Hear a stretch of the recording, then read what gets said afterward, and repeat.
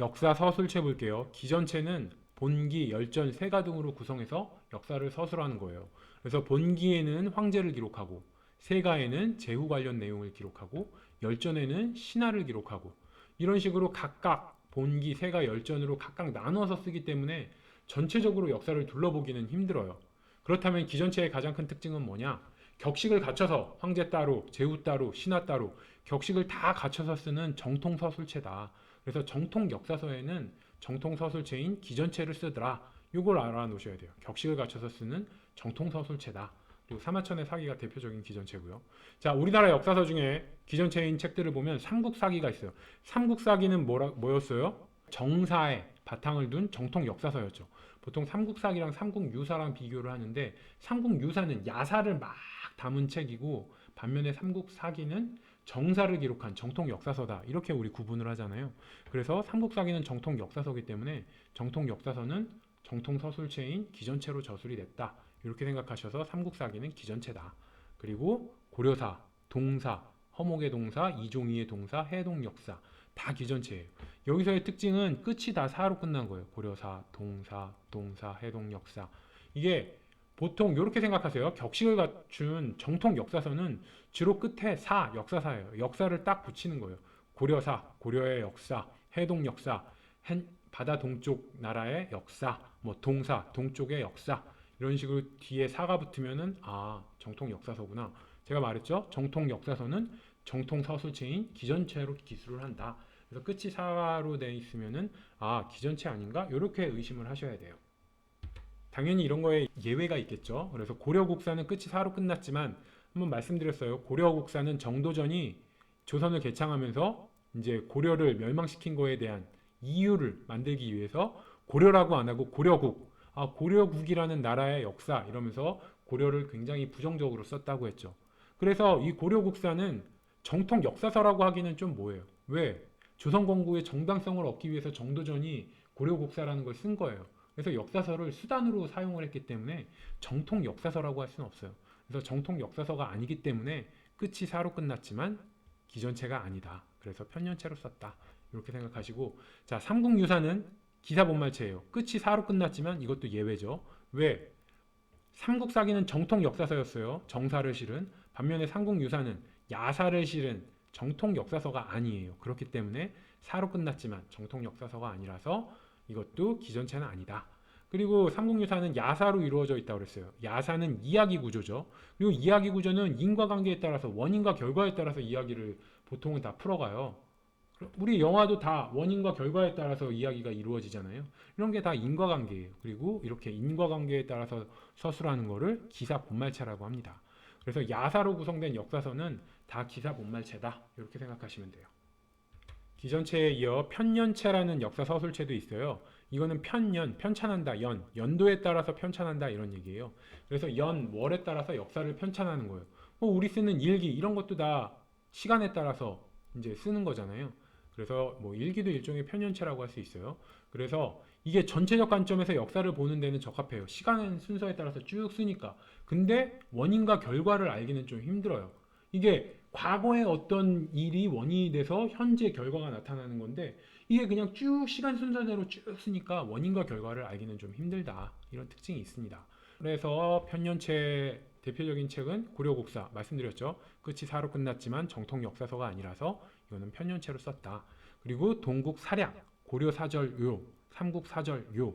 그래서 사략이나 끝이 절요, 뭐 통감, 무슨 실록 이런 식으로 쓰여져 있으면은 이거는 이제 뭐라고 해야 되냐면은 좀 역사에 가공을 했다는 거예요. 그래서 기전체는 다 격식을 다 갖춰서 쓴다고 그랬죠. 근데 편년체는 어떤 가공을 하는 거예요.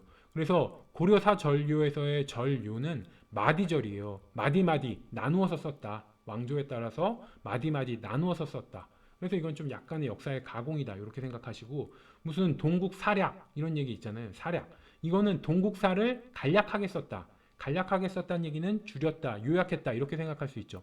요약했다는 얘기도 좀 어느 정도 가공이 들어간 거잖아요. 그래서 이런 식으로 편년체는 좀 가공이 들어가더라. 조선왕조실록도 편년체인데 실록은 시간 순서에 따라서 왕의 순서에 따라서 쭉 쓰기 때문에 시간 순서로 기록하는 거고 시간 순서로 기록하는 거는 연도에 따라 기록하는 편년체 이렇게 이렇게 생각하시면 되고요. 동국통감도 편년체고요. 통감은 뭐예요? 통째로 본다 이런 얘기죠. 역사를 통째로 들여다보고 쓰는 걸 통감이라고 해요.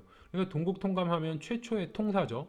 과거 당군부터 고려 때까지 역사를 쭉 통째로 다 썼기 때문에 이런 거를 이게 과거부터 통째로 다 쓰려면 어떻게 해야 돼요? 연도에 따라서 쓸 수밖에 없죠. 그래서 동국통감도 편년체다. 동사강목도 편년체예요. 그래서 원래 동사강목은 뒤에 강목이 붙었으니까 강목체의 완성이다. 그래서 강목체라고 했잖아요. 근데 강목체도 좀 대부분 거의 다 편년체예요. 그래서 강목체의 강이나 목으로 끝나면은 아 강목체라고 생각하시고 아 강목체면은 편년체구나 이렇게 생각하셔도 돼요.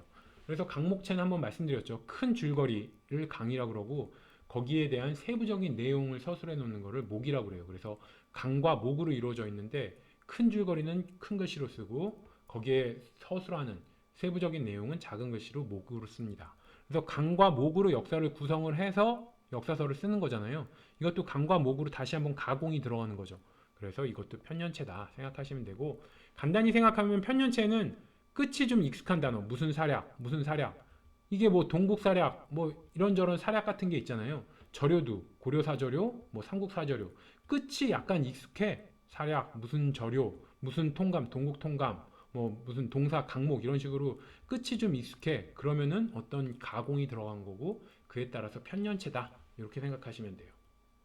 그래서 동사 강목은 일단 강목 끝이 강목으로 끝났으니까 강목체고요. 강목체는 거의 다 편년체다 이렇게 말씀드렸으니까 동사 강목은 강목체이다 편년체이다 이렇게 생각하시면 되고요. 또 기사본말체라는 서술 구성이 있어요. 이거는 원인과 결과에 따라서 진술하는 거예요. 그래서 편년체의 약점을 보완하는 거죠. 편년체는 시간 순서에 따라서 쭉 쓰다 보니까 원인과 결과를 따로 또 쓰기가 힘들어. 반면에 기사본말체는 원인과 결과에 따라서 진술을 한 거예요. 그래서 보통 이야기 구성이 우리 영화도 그렇고 이야기 구성이 어떤 원인에 의해서 어떤 결과를 낳더라 이렇게 돼 있잖아요. 그래서 이야기 구성이 다 원인에 따른 결과, 원인과 결과로 이루어져 있는 게 이야기 구성이에요. 그래서 기사 본말체에서는 앞에 기사, 신문 기사를 연상하라고 말씀드렸죠. 그래서 신문 기사도 어떻게 돼요? 원인에 따른 결과, 이거에 따라서 육하 원칙에 따라서 원인과 결과에 따라서 기록하잖아요. 그래서 기사 본말체는 신문 기사 연상하시고 신문 기사니까 원인과 결과, 인과관계에 따라서 저술한다. 이렇게 생각하시면 되고요.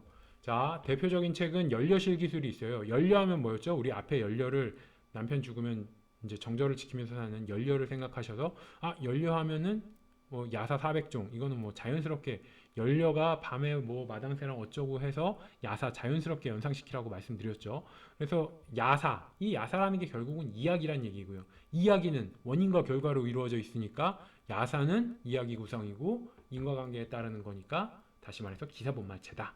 그래서 야사로 이루어진 역사서는 기사본말체다 이렇게 생각하시면 돼요. 연려실 기술은 연려가 있으니까 야사로 이루어져 있지 그러니까 기사본말체다. 자, 삼국유사도 삼국사기는 전통 역사서였죠. 반면에 삼국유사는 야사를 많이 담았어요. 그래서 야사는 말씀드렸듯이 이야기 구조고 이야기 구조는 원인과 결과, 인과관계에 맞춰서 쓰기 때문에 야사가 있으면은 기사 본말체다 이렇게 생각하시면 되고 그래서 삼국유사에는 야사 엄청 많아요. 우리가 알고 있는 뭐 세조가 단종을 죽이더니 결국 단종 엄마가 세조 꿈에 나와서 세조에게 침을 뱉었는데 그 다음부터 세조가 피부병을 앓다 죽었다. 이게 야사로 삼국유사에 전해져 오는 얘기예요. 뭐 김부식이 정지상을 죽였잖아요. 그랬는데 김부식도 이 정지상 영혼이 나타나서 화장실에서 김부식이 일 보고 있는데 불화를 터뜨려 죽였다. 뭐 이런 야사 같은 게 삼국유사에 막 실려 있어요. 근데 이게 다 이야기 구조잖아요. 그래서 원인과 결과에 따른 그래서 기사본말체다 이렇게 생각하시면 되고 연려실기술 삼국사기 둘 다 야사를 기본으로 했잖아요. 그래서 야사가 로 되어 있는 역사서는 기사본말체다